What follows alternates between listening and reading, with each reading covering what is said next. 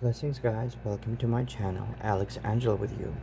My today's video is going to be a little different tonight as I'm not going to do a tarot session, but instead I want to introduce you to a very simple method of um, charging and energizing your amulets. If you decided that you want to buy an amulet from different magical stores or even Amazon, this small method will really help you to be able to charge your amulets in the right way.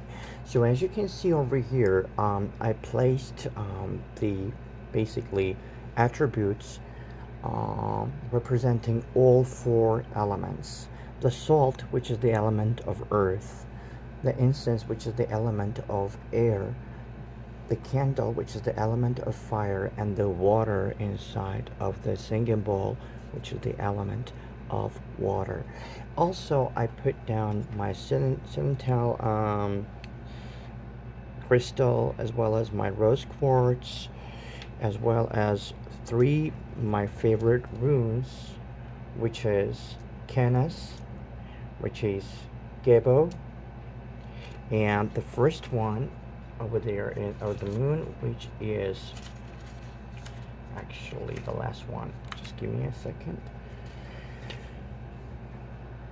Yes, sorry. So 𝐴𝑁𝐺𝐸𝑆. So basically, why I put these three runes here alongside with the tarot cards, that is Two of Cups, Lovers, and the Sun, because today I'm obviously charging an amulet to attract abundance of love, to attract the energy of love, energy of affection and care into my life. So you can also put on your altar all your crystals that you have at your hand.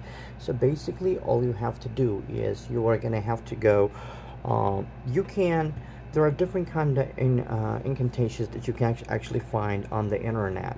The blessed words, I also call them, or the prayers that you can use in order to enchant or basically charge your amulets. So the method in fact is very simple, whether you believe in paganism, whether you're in a Christian or I don't know, the Jewish magic related like to Kabbalah, whether you are in any kind of other cult. So depending on your energy and your egregor, you can use this method to charge your amulet. So you should start with the element of earth, which is the salt, as you can see here.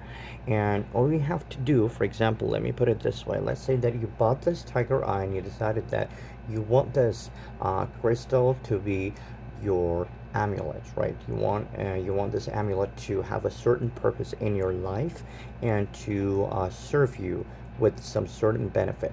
So of course by itself we are already aware about the properties of the tiger eye, as well as the properties of other crystals like the rose quartz or the obsidian or amethyst, you know. So I have different types of crystals on my altar, as you can see. So the purpose is to make this simple crystal, to turn this simple crystal into a working mechanism that will bring and serve you a purpose. So for this purpose, you need to, of course, charge it, and basically with your energy and the energy of four elements. So that's why you can hold your amulet on top of the, let's say that the earth element at this point, which is, we can see the salt. So you just hold your stone or your amulet, whatever you have, what kind of amulet you have, on top of this salt, as you can see, and you start stating your incantation or your prayer devoted to the faith or to the egregor, to the culture that you are practicing. And then after you bless the amulet with the sacred words and called upon the powers of the earth, which is the representation of the earth, is the salt over here, you then switch to the representation of the air, which is in my situation over here. As you can see, let me just show you this to you, is the incense. You also hold your amulet on top of the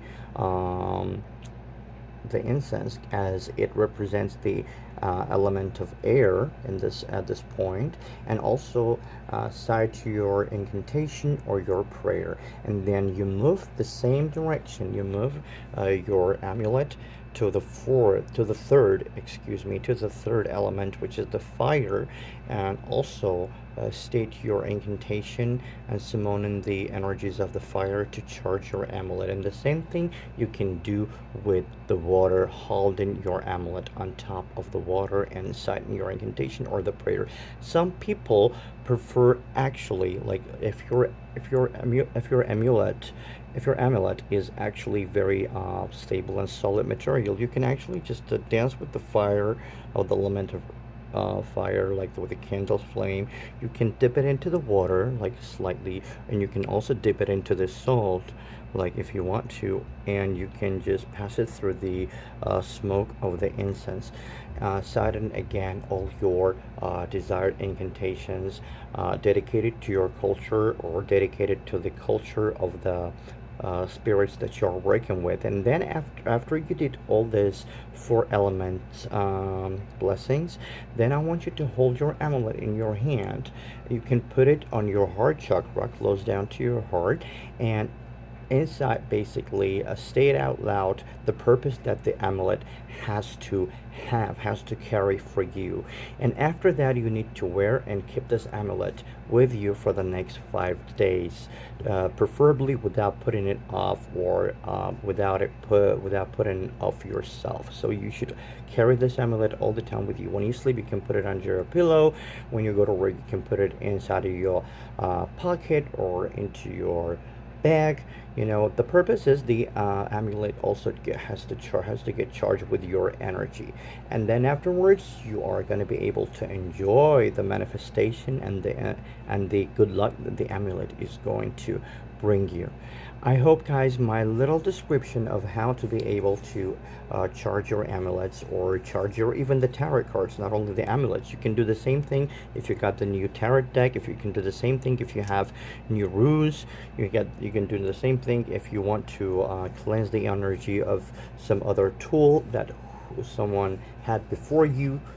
If you want to cleanse the energy from their previous owner, you can use this methods for different purposes. In other words to say, thank you for your attention, guys, and don't forget to follow my page. And if you have any kind of suggestions about how to charge your amulets, feel free to comment below.